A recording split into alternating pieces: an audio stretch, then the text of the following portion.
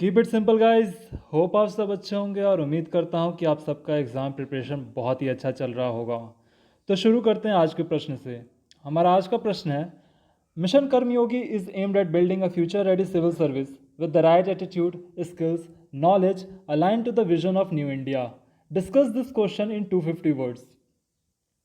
अब ये question important इसलिए भी हो जाता है क्योंकि ये सिविल सर्विसेज से रिलेटेड है और आप सब अगर प्रिपेयर कर रहे हैं, प्रीवियस ईयर के क्वेश्चन पेपर उठा के देखा होगा तो आप सबको पता होगा कि इससे रिलेटेड अगर कोई क्वेश्चन है तो हर साल आता है, चाहे वन और द अदर फॉर्म में। या तो वो पेपर 2 में भी पूछ सकता है या फिर पेपर 4 में तो पूछता ही पूछता है। एटीट्यूड, एप्टीट्यूड, बाकी सारी चीज़ों को मतलब एन नंबर ऑफ तरीके से पूछा जा सकता है।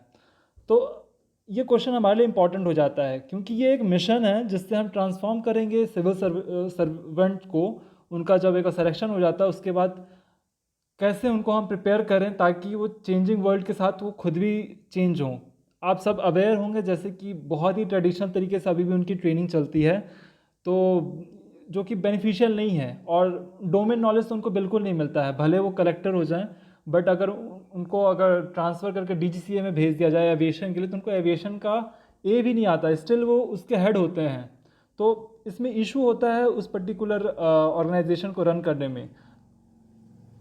जैसे कि दूसरे प्राइवेट जॉब में होता है ऐसा नहीं होता है। उनका क्या होता है कि जैसा डोमेन का नॉलेज है उसको उस हिसाब से जॉब मिलता है और उसी जॉब पे काम करता है। किसी को अगर इंश्योरेंस के बारे में पता है तो इंश्योरेंस का ही हेड बन सकता है, ना कि वो बैंकिंग का हेड बन जाए। बट यहाँ पे क्या है कि आप एक जनरल ट्रेनिंग दो और सबको बाद में अलग अलग जगह पे, अलग अलग ऑर्गेनाइजेशन में, अलग अलग डोमेन में डाल दो। तो क्या होता है उससे फ्रूटफुल नतीजे नहीं मिलते हैं क्योंकि वो आदमी नहीं समझता है कि वहाँ क्या कठिनाइयाँ हैं, क्या चीज़ें हैं, कैसे काम करता है, उसको समझने समझने में ही टाइम निकल जाता है।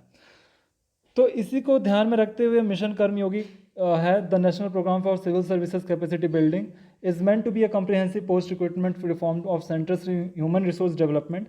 हम इंट्रोडक्शन में 2-3 लाइन इसके ऊपर लिख सकते हैं इसी तरीके से। These are the comprehensive reform of capacity building apparatus at individual institutional process levels of for efficient public service delivery।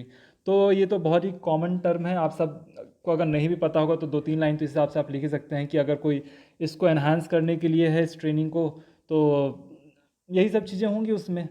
अब बॉडी में क्या लिखेंगे? बॉडी में हम इसकी कुछ अच्छाइयाँ लिखेंगे, ड्रॉबैक लिखेंगे एंड देन इसको कंक्लूड कर देंगे।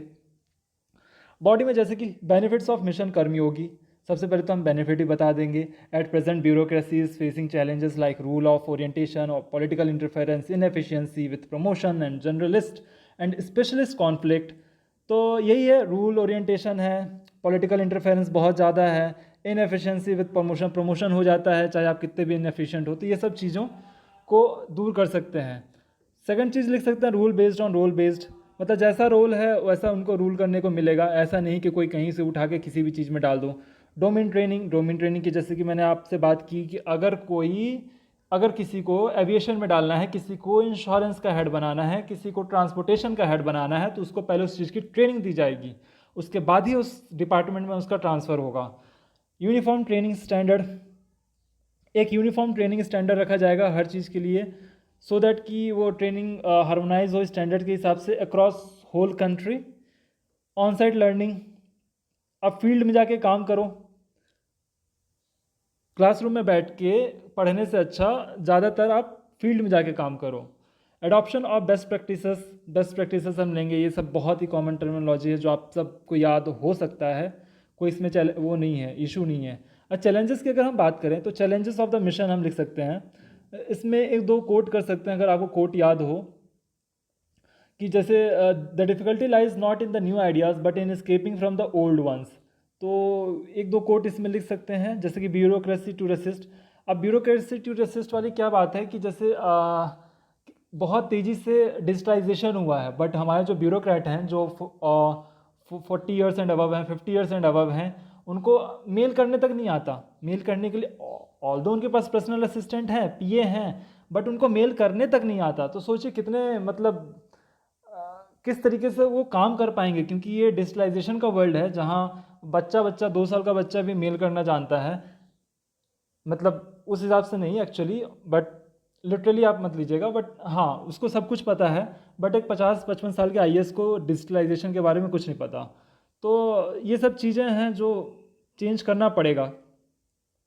बिहेवियरल चेंज, अब वो जल्दी बदलते नहीं हैं, उनका वही घिसा पिटा चीज़ें चलती हैं और बहुत ही ट्रेडिशनल तरीके से चल रहे हैं, जो कि नहीं हो पाएगा। अभी जो चेंजिंग वर्ल्ड है उस हिसाब से उनको बदलना पड़ेगा। क्यों? क्योंकि हमारा अगर हायर लेवल ही इस तरीके से ढीला रहेगा, इंटेलेक्चुअल नहीं रहेगा और आज के चेंजिंग वर्ल्ड के हिसाब से खुद को नहीं बदलेगा, तो हमारा सिस्टम कभी नहीं बदलने वाला है।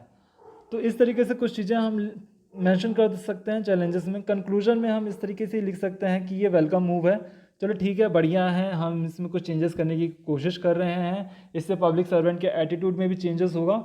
बट ये सिर्फ सिक्के का एक पहलू है। दूसरा पहलू ये भी है कि इसमें पॉलिटिकल इंटरफेरेंस भी बहुत ज़्यादा है और इसके लिए दूसरी ऑर्गेनाइजेशंस भी बहुत ज़्यादा जिम्मेदार हैं। पॉलिटिशियंस को समझना चाहिए कि किस तरीके से हमारा ब्यूरोक्रेट्स काम करेगा, सो दैट हमारा कंट्री उसी हिसाब से आगे बढ़ेगा। क्योंकि पॉलिटिशियन तो बस एक चेहरा है, मेन जो मोहरा है वो हमारे ब्यूरोक्रेट्स होते हैं।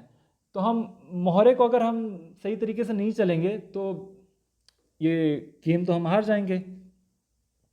जैसे कि अशोक खेमका, आप इस चीज़ को मेंशन कर सकते हैं या फिर नहीं कर सकते, ये आपके ऊपर डिपेंड करता है। जैसे कि अशोक खेमका आईएएस ऑफिसर हरियाणा, कितनी बार ट्रांसफ़र हुआ है इनका, मोर देन 52 टाइम्स उनके करियर में ट्रांसफ़र हुआ है। तो ये सब कुछ चीज़ें हैं जो हमें इस बदलाव को लाने से रोकता है, जो कि हमें ध्यान रखना पड़ेगा। सो थैंक यू गाइस, इस पर्टिकुलर वीडियो में इतना ही। होप आप सबको वीडियो पसंद आया हो। मिलते हैं नेक्स्ट वीडियो में।